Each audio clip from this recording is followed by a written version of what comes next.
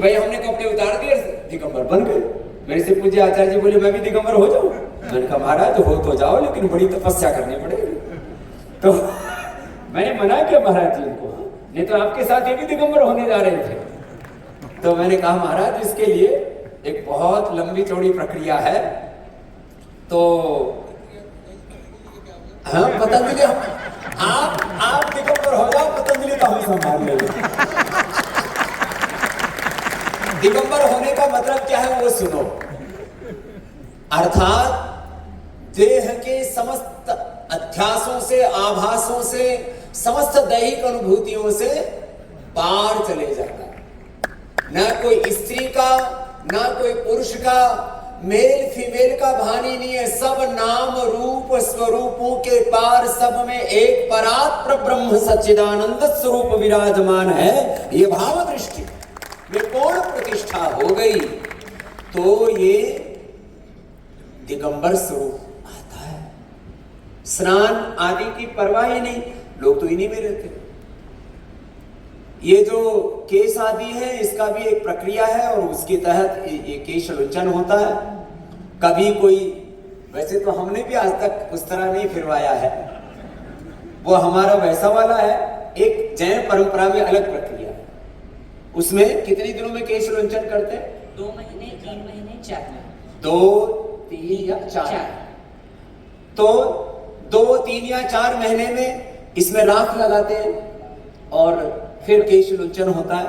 और उसमें रत्ती भर भी कोई शरीर में कष्ट की अनुभूति ना हो, ये है। यहाँ तो एक बार भी घट जाए, अरे मर गया, ये हालत होती है। माने दैहिक अनुभूति से परे। फिर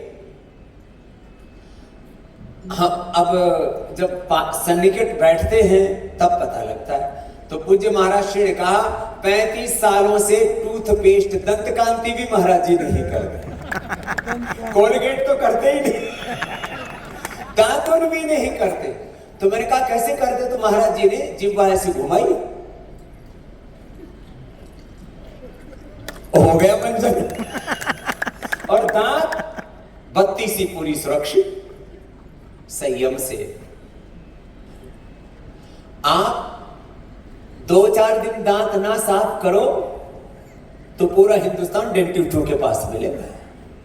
अर्थात मात्र ये एक एक बात को मैं क्यों संकेत कर रहा हूं?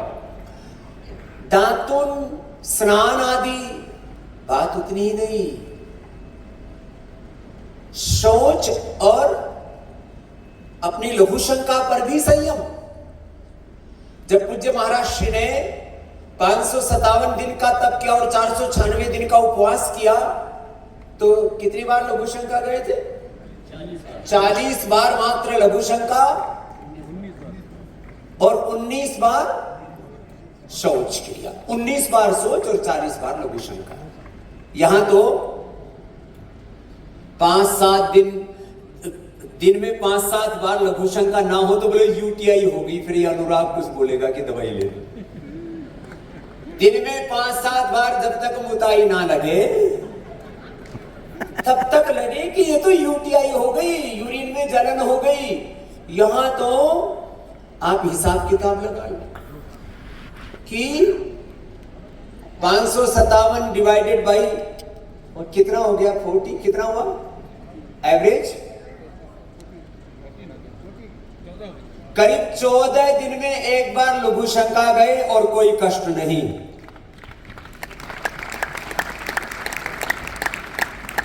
अर्थात आपको शरीर जय, इंद्रिय जय, भूत जय, पंच महाभूतों पर विजय कैसे प्राप्त की जाती है ये दिगंबर साधु से सीखो। तो ये नंगा होना, अरे नंगे तो दुनिया पड़ी है, नंगा होना दिगंबर बना नहीं है, प्रकृति पर विजय पाना दिगंबर है। प्रकृति पर विजय पाना कोई पाके तो दिखे। एक दिन लघु शंका ना हो तो अगले दिन कैथेटर लग जाएगा। और करीब 28-30 दिन में एक बार शौच के लिए, कितने दिन में? 28 से 30 दिन में एक बार शौच के लिए गए। कोई कब्ज नहीं हुआ, कोई आंतों की खराबी नहीं, और महाराज जी ऐसे तो अभी भी स्वरूप पूरा ही दिव्य है, लेकिन उस समय जो मैंने स्वरूप देखा था वो इससे भी ज्यादा दिव्य था। इतना दिन का उपवास करके कोई थकान नहीं। क्या बोला? No fatigue. आजकल ये इंग्लिश पढ़े लिखे लोग बोलते रहते हैं, I am feeling fatigue, I am not so well, I am feeling laziness, I am feeling dizziness. ये डिजीनेस डेजीनेस हमको तो बोलना भी नहीं आता।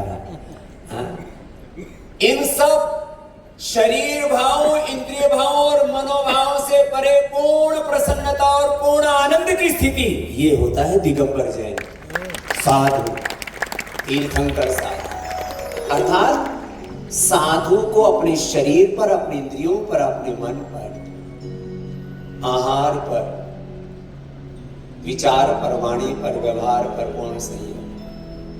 एक क्षण की उत्तेजना साधुता भंग कर देती है। जो वस्त्र पहने रहते हैं उनकी उत्तेजनाओं का तो अनुभव नहीं होता संसार को। एक क्षण के लिए भी अपने इंद्रियों के वशीभूत ना होना, योग दर्शन की भाषा में वृत्ति सारूप्यम इतरत्र ना होना, ये बहुत बड़ी बात है।